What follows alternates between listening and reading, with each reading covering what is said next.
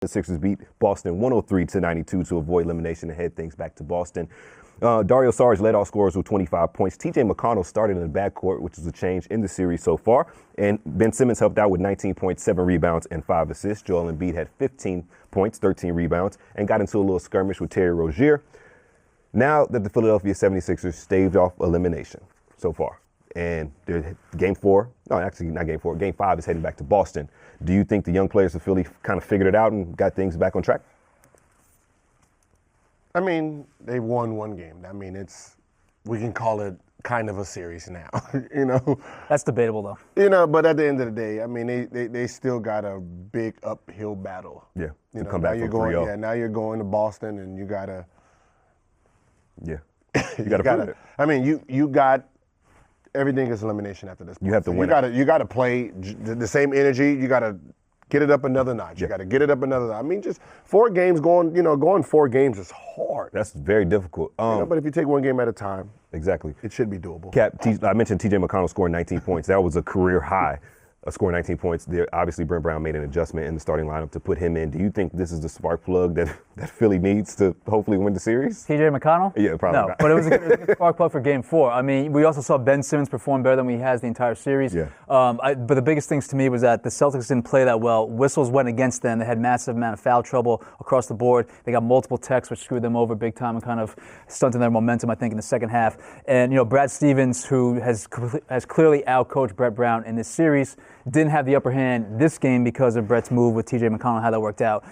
And just the fact that the Celtics didn't play well in the paint, which is what Stevens kind of emphasized most of the season, especially in this series. So I chalk this more up to just a crappy performance from the Celtics. And, yeah, the Sixers got their shit together for one game. Yeah. But do I have any, confidence that this is going to continue for a Game 6 and Game 7? No, hell no. You said Brad Stevens is smart, right? Yeah. Why does he have Jaylen Brown on the bench for Marcus Smart? Well, Jaylen was in foul trouble today. Yeah. No, he started him. Point guard play. Marcus Smart is your. So you want to see Marcus Smart starting?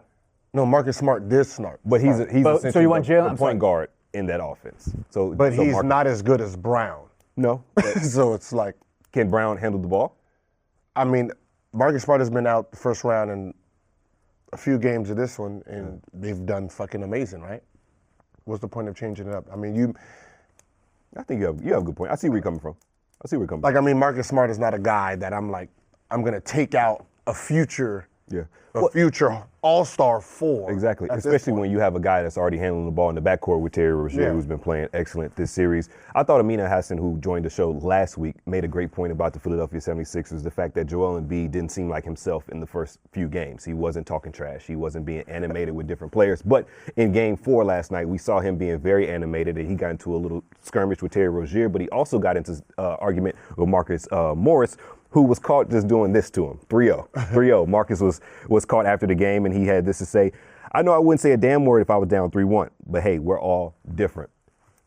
Joel Embiid kind of alluded to Terry Rozier also trying to punch him during their little skirmish in the game. Do you think Joel Embiid has this chip back that can allow him to just beast them? I mean, this is what we fell in love with him for, that, he played, he talked shit, that he, it brought out the best in him. Yeah. And the fact that he wasn't doing it in this round. Do you think it was just the moment was too big? I'm probably sure someone got into his ear, said, we need to take it serious. And, one of those things, and it kind of fucked him up a little bit. Or did the NBA get in the ear of the officials with all the whistles that were blown against the Celtics? Mr. NBA conspiracy theorist. Look what you're doing. Hey, Sixers Celtics, good for ratings, right? Look what you're doing. Is it?